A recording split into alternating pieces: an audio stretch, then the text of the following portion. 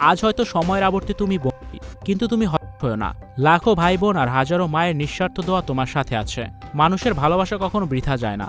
আল্লাহর কাছে শুধু এতটুকুই চাই, তিনি যেন তোমাকে মিথ্যে অপবাদ আর ষড়যন্ত্রের মামলা থেকে হেফাজত করেন।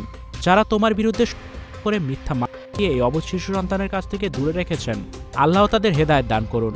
মানুষ তোমাকে চেনে, মানুষ তোমাকে জানে, আর সবচেয়ে বড় কথা, উপরওয়ালা সব দেখেছেন। সত্যের জয় একদিন হবে ইনশাল্লাহ। আমরা শুধু তোমার মুক্তি চাই। এই ছোট্ট শিশুটি তার বাবাকে ফিরে পাক, আমি আমার স্বামীকে ফিরে পাই।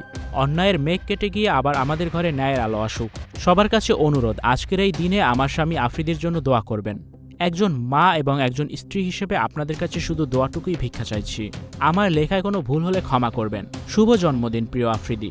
ভিউয়ার্স, তৌহিদ আফ্রিদি যে তার ছেলের মুখ এখনও দেখতে পেল না, এটা নিয়ে আপনাদের কি মন্তব্য জানিয়ে অবশ্যই কমেন্টস করুন, আর ভিডিওটি শেয়ার করার অনুরোধ রইল।